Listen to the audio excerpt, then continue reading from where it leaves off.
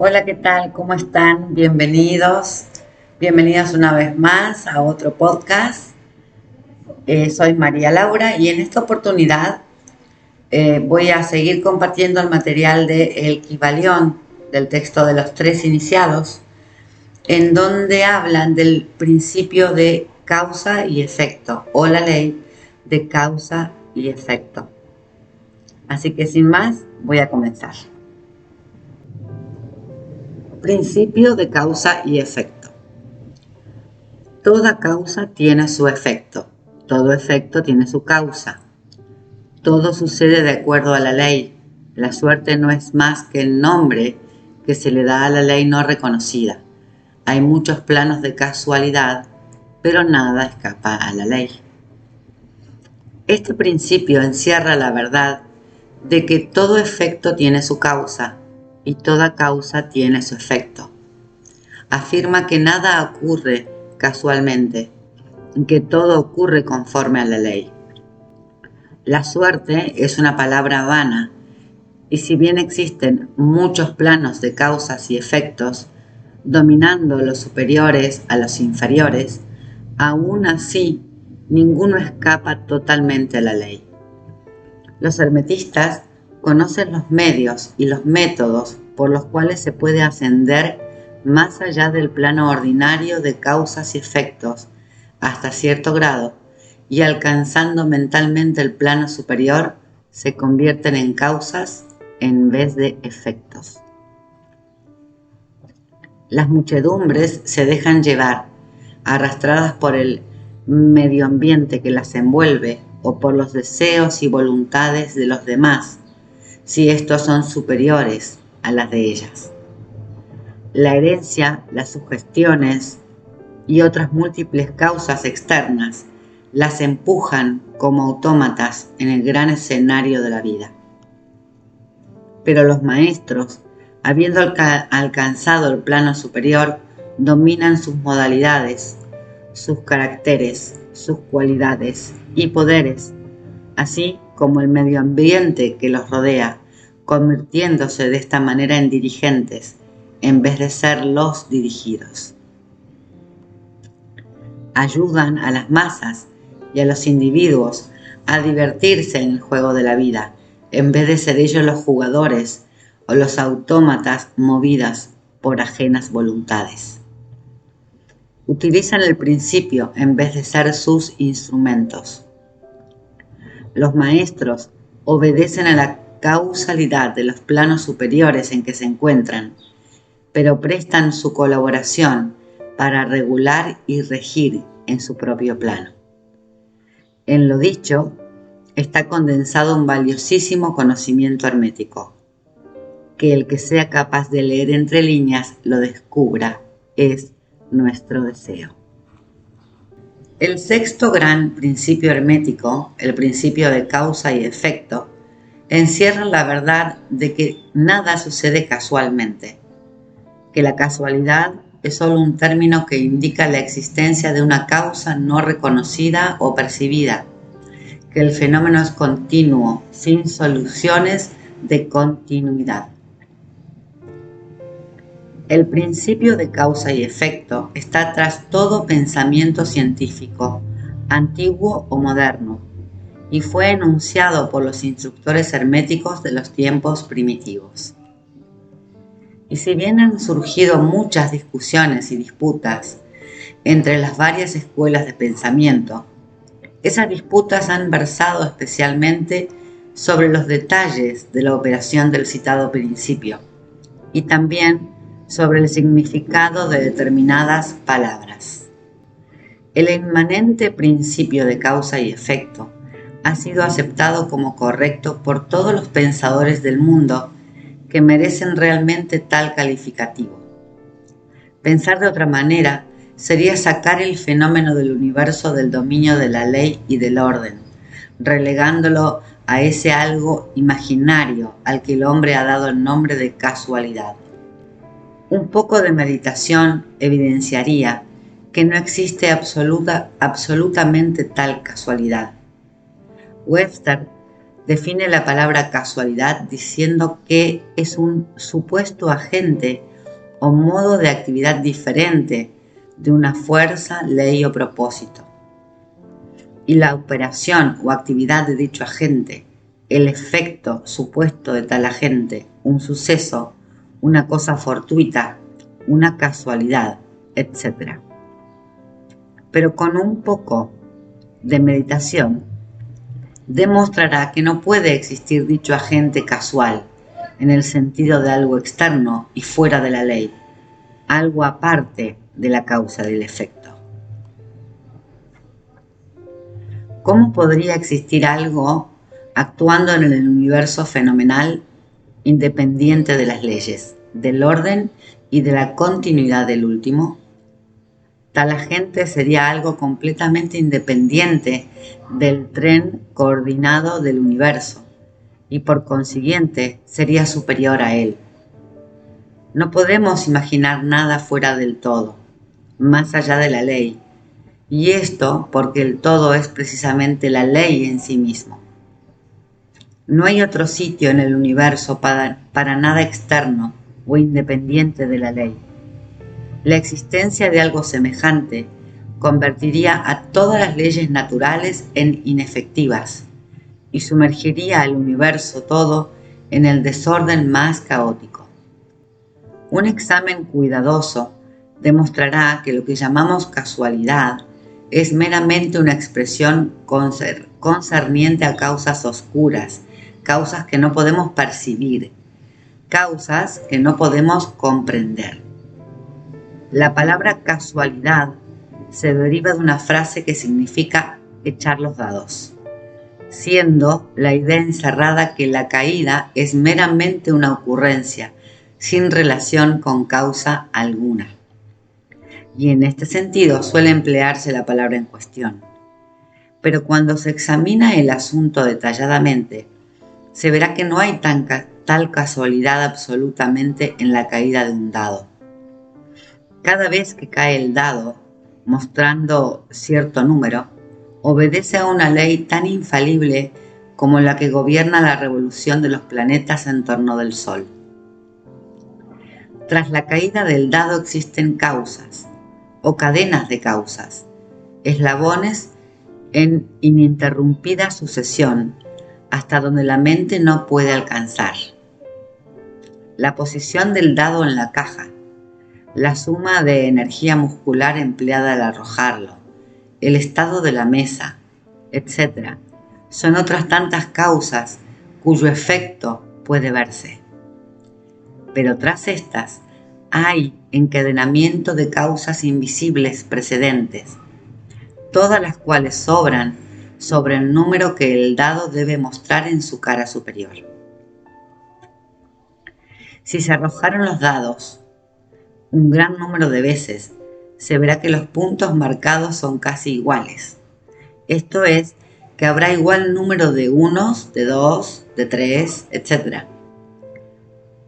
Arrójese una moneda al aire y al caer dará cara o dará cruz. Pero si arroja un número de veces suficientes, las caras y las cruces se igualarán. Pero todo cae bajo la operación de la ley de causa y efecto. Y si pudiéramos examinar todo el eslabonamiento de causas, veríamos claramente que era sencillamente imposible que el dado cayera en otra forma que en la que cayó, bajo las mismas circunstancias y al mismo tiempo. Siendo las mismas causas, se produce siempre el mismo resultado. Toda ocurrencia tiene su causa y su porqué. Nada ocurre sin causa, o mejor dicho, sin una cadena de causas. Al considerar este principio, muchos se quedan confusos, porque no pueden explicar cómo una cosa puede ser causa de otra. Esto es, ser la primera creadora de la segunda. En realidad, ninguna cosa puede producir o crear otra. La causa y el efecto residen meramente en los sucesos. Un suceso o acontecimiento es lo que viene, es lo que llega u ocurre como consecuencia o resultado de un acontecimiento o evento anterior. Ningún acontecimiento crea otro, sino que no es nada más que el eslabón precedente en la gran cadena coordenada de sucesos que fluyen de la energía creadora del todo. Hay una continuidad de solución entre todos los acontecimientos precedentes, consecuentes y subsecuentes.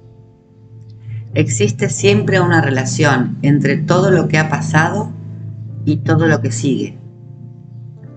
Una piedra se desprende de la montaña y se aplasta contra el tejado de una granja situada en el valle vecino. A primera vista parece obra de la casualidad, pero si se examina la materia, se encontrará una gran cadena de causas tras ese acontecimiento. En primer lugar estaba la lluvia que ablandó la tierra que sostenía la piedra, permitiéndole así caer. Antes de esa causa estaba la influencia precedente del sol y de otras lluvias, las que gradualmente fueron desintegrando la piedra de la roca. Antes aún estaban las causas que contribuyeron o produjeron la formación de la montaña y su elevación sucesiva por medio de las convulsiones de la naturaleza y así ad infinitum.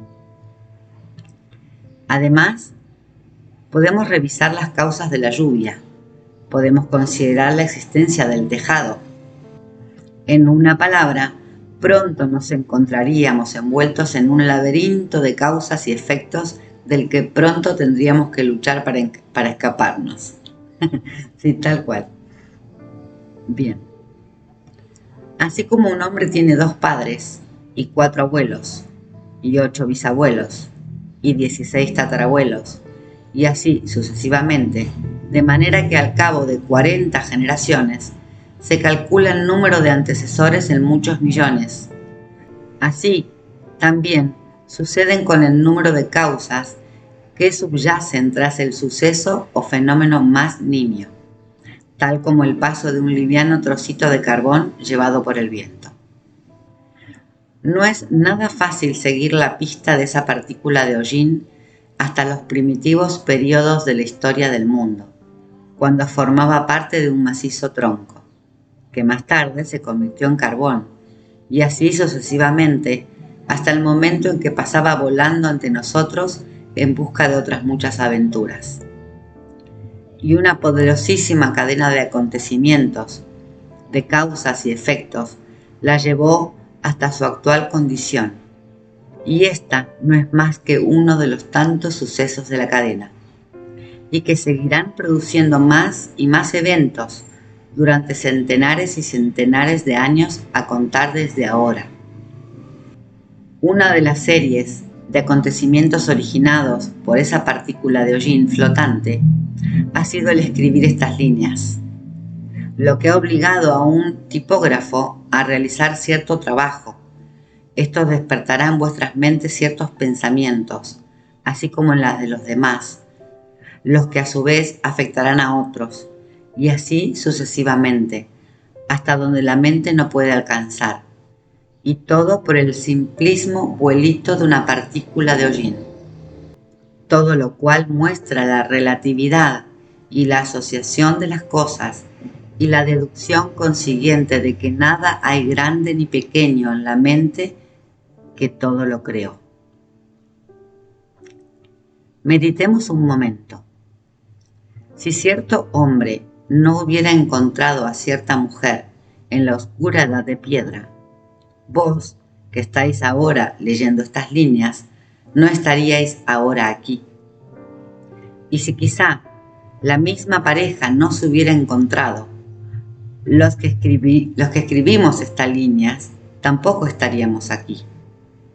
Y el mismo hecho de que nosotros, por nuestra parte, escribamos de que vos leáis por la vuestra, afectará no solamente nuestras propias vidas, sino que también tendrá un efecto directo o indirecto sobre muchas otras personas que viven actualmente o que vivirán en las edades por venir. Todo pensamiento generado en nuestra mente, todo acto realizado, tiene sus resultados directos o indirectos, que se eslabonan coordinadamente en la gran cadena de causas y efectos. No deseamos entrar a discutir sobre el libre albedrío y el determinismo en esta obra, por múltiples razones. Entre otras muchas, la principal es que ningún lado del asunto es completamente exacto, siendo en realidad ambos parcialmente verdad, de acuerdo con las enseñanzas herméticas. El principio de polaridad demuestra que ambos aspectos son media verdades, los opuestos polos de la verdad. La verdad es que el hombre puede ser a la vez libre y a la vez limitado por la necesidad, dependiendo todo del significado de los términos y de la altura de la verdad desde la cual se examine el asunto. Los antiguos escritores expresaban el punto diciendo lo siguiente: cuanto más lejana está la creación del centro, tanto más limitada está. Cuanto más próxima está del centro, tanto más libre está. Los hombres, en su mayoría, son más o menos esclavos de la herencia, del medio ambiente, etc., y manifiestan muy poco libre albedrío. Se ven arrastrados por las opiniones, costumbres y pensamientos del mundo externo, así como también por sus emociones, sentimientos y modalidades. No manifiestan el menor dominio de sí mismo que merezca ese nombre. Y con indignación rechazan esa afirmación diciendo: yo puedo obrar ciertamente con plena libertad y hacer lo que se me dé la gana. Hago precisamente lo que quiero hacer. Pero no pueden explicar por qué o de dónde viene el necesito o el me gusta. ¿Qué es lo que les hace querer una cosa con preferencia a otra? ¿Qué es lo que les hace gustar una cosa y no otra? ¿No hay ninguna razón para sus gustos y necesidades? El maestro puede transformar los sagrados y necesidades en otros en el extremo opuesto de su polo mental. Puede y tiene la capacidad de querer, en vez de querer porque algún sentimiento, modalidad, emoción o sugestión del medio ambiente despierta en él una tendencia o deseo de hacer tal o cual cosa. La mayoría de los hombres es arrastrada como si fuera una piedra, obedeciendo al medio ambiente, a las influencias externas y a las modalidades, deseos y emociones internas, por no hablar de los deseos y voluntades de los demás que son más fuertes. La herencia, el medio ambiente y las sugestiones los arrastran sin la menor resistencia por su parte, sin que ejerciten en modo alguno su voluntad. Movidos como las fichas en el tablero de ajedrez de la vida, desempeñan su parte y se quedan a un lado después del juego.